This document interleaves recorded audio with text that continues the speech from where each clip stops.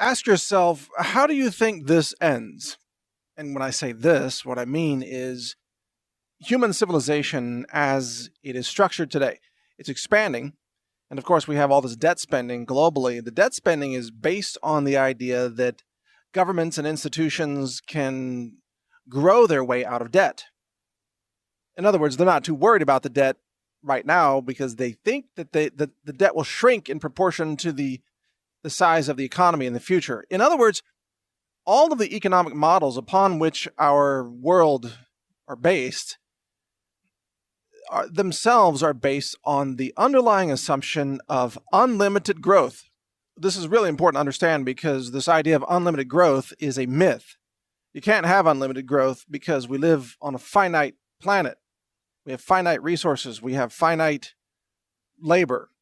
We have a finite amount of money, and although they can create more every time they do, they shrink the value or debase the value of the money that's currently in circulation. So you can't create unlimited things without consequences.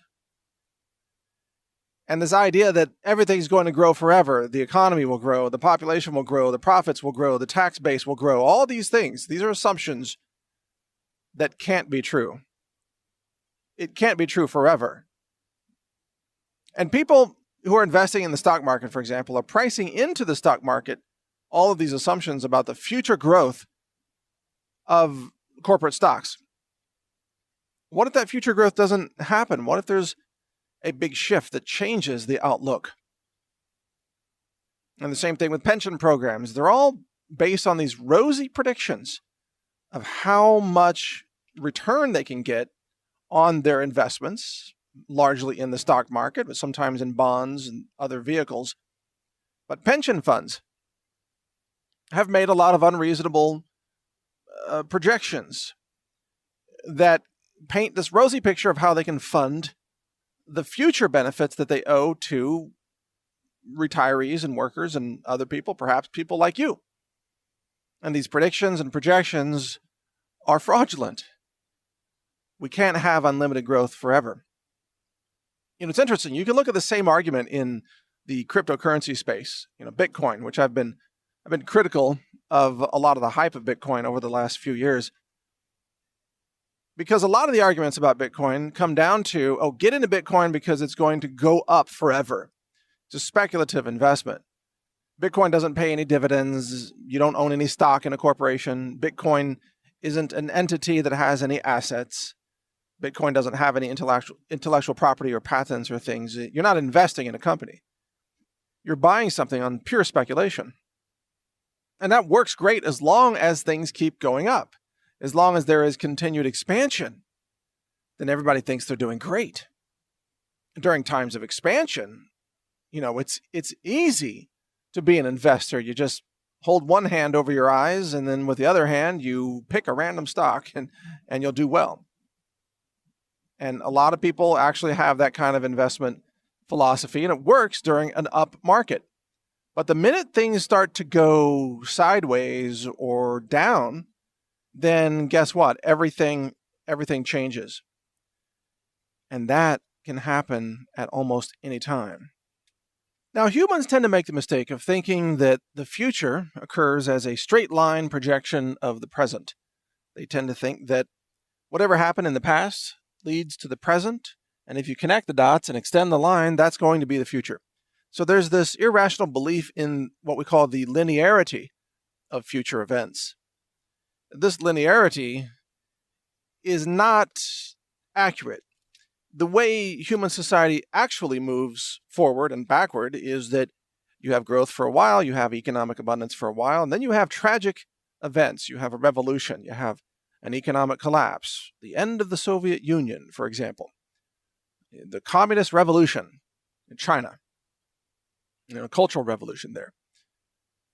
You have lurches and disasters. You have the Civil War in the United States, right? You have secession. You have the balkanization of Europe. You have conflict and economic issues. The way the world really moves forward is in spurts followed by crisis. And so these projections upon which all these rosy investments and pension funds are being made really aren't accurate when you look at history. Now, of course, you can shrink the time window of what you're looking at, and you can make a projection based on any particular segment of history, and you can say, oh, things are going to be good in the future. Look at the last 45 years. Well, that may seem great, but what if you extend it to 245 years?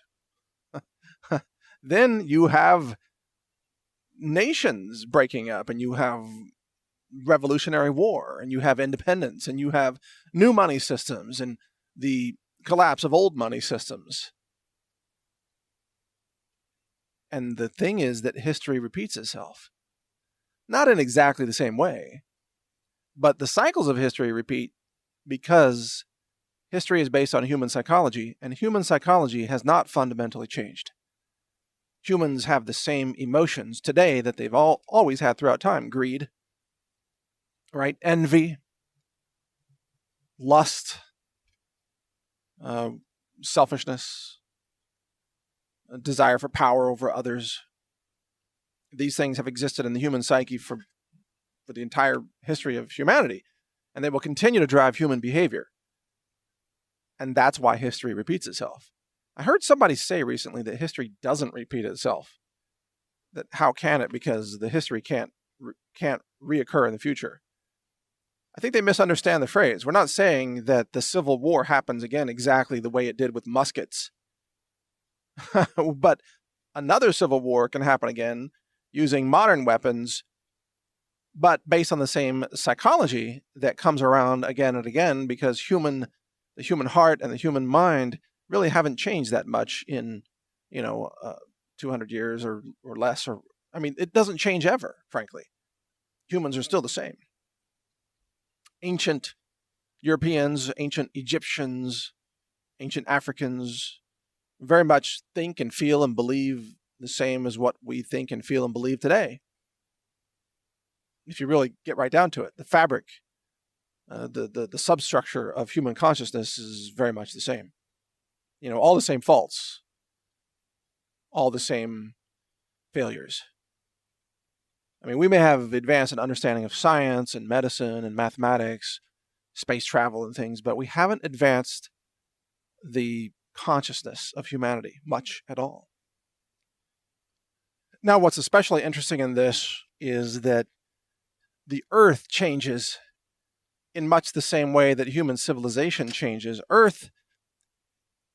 The history of the Earth and how the continents were shaped and mountain ranges, it's a history of things seeming to go along peacefully and calmly in a straight line, and then suddenly you have these massive disasters. You have an earthquake, you have a volcano, you have a tectonic plate shift, you have a new mountain range virtually overnight. Mountains were not formed over millions of years. Mountains are formed in sudden catastrophic events.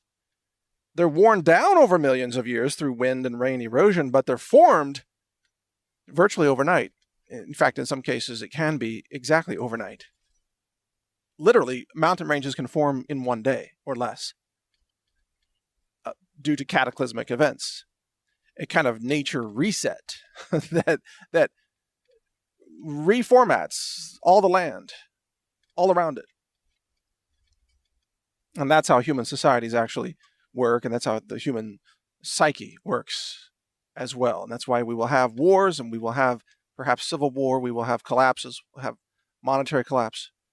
At some point, we will have social chaos, and then it'll be a reformatting of society, perhaps with new boundaries, new countries, new states, new cities, new nations.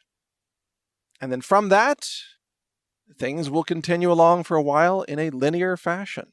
And people will forget about the emergencies and crisis, and they'll tell themselves after a few generations, oh, things are very predictable and calm, and the future is going to be great. We should invest in the stock market again. And the cycle repeats itself again because human psychology rarely changes.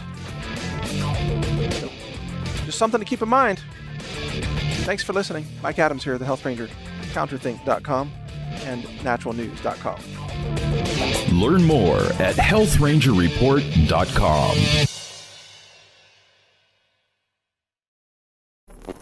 Thank you for watching. If you want to support our mission, visit us at healthrangerstore.com for the world's largest selection of lab-verified superfood and nutritional products for healthy living. It's at healthrangerstore.com.